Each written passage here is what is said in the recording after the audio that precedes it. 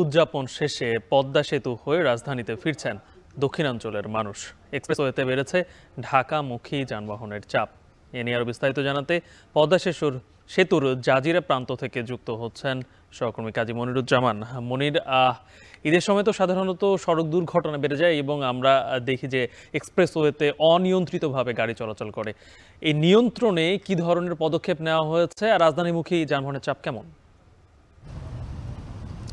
বেলা বাড়ার সাথে সাথে কিন্তু এক্সপ্রেসওয়েতেও যানবাহনের চাপ বাড়ছে আমরা লক্ষ্য করছি। বিশেষ করে মোটরসাইকেলের কথা যদি বলি, মোটরসাইকেল কিন্তু দীর্ঘ সারি এখন রয়েছে টোল প্লাজার প্রান্তে এবং জাজিরা প্রান্তে। টোল প্লাজার সামনে আমরা দেখছি যে টোল প্লাজা যে দুটি বুথে কিন্তু মোটরসাইকেলের জন্য নির্ধারণ করা হয়েছে এবং দুটি বুথ দিয়েই নির্ধারিত টোল পরিশোধ করে টোল প্লাজা পার হয়ে কিন্তু পদ্মা সেতু দিয়ে এই মোটরসাইকেলগুলো ঢাকার উদ্দেশ্যে ছেড়ে যাচ্ছে। তবে এই মুহূর্তে কিন্তু আমরা লক্ষ্য করছি যে টোল প্লাজার সামনে কয়েকশো মোটরসাইকেল এই কর্মস্থলে ফেরার জন্য কিন্তু তারা অপেক্ষা করছে। তবে খুব সময় নিচ্ছে এমনটা কিন্তু বলা যাবে না। টোল প্লাজায় টোল বুথে যাওয়ার সাথে সাথেই কিন্তু টোল পরিশোধ করে এই মোটরসাইকেলগুলো পদ্মা সেতু পার হয়ে রাজধানীমুখী হচ্ছে।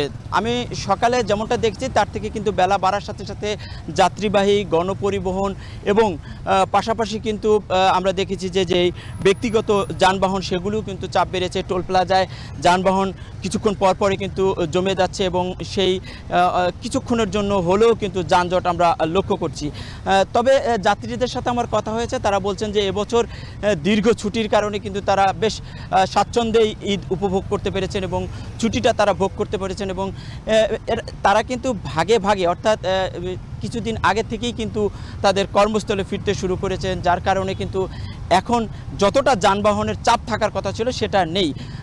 অনেক যাত্রী আমার কাছে বলেছেন যে আসলে একসময় এই পদ্মা সেতু না হওয়ার আগে কিন্তু আমরা লক্ষ্য করেছি যে এখানে বিশেষ করে এই নদী পারাপার কিন্তু তাদের বেশ ভোগান্তি ছিল। পদ্মা সেতুর কারণে সেই ভোগান্তি কমেছে। স্বাচ্ছন্দ্যে তারা দক্ষিণাঞ্চলের 21 জেলায় ঈদ উপভোগ করে পরিবার পরিজনের সাথে ঈদের আনন্দ ভাগাভাগি শেষে কিন্তু এখন বেশ আনন্দ সহকারে কর্মস্থলে ফিরছেন এবং কোনো ধরনের যানজট ছিল না। নির্বিঘ্নেই ঈদ কাটিয়ে তারা তাদের কর্মস্থলে ফিরছেন এবং এরকম ঈদ যেন আবারও আগামীবার তারা উপভোগ করতে পারেন এমনটাই কিন্তু প্রত্যাশা করেছেন। এই ছিল আমার কাছে পদ্মা সেতুর জাজিরা প্রান্ত থেকে। হাজারো প্রতিকূলতা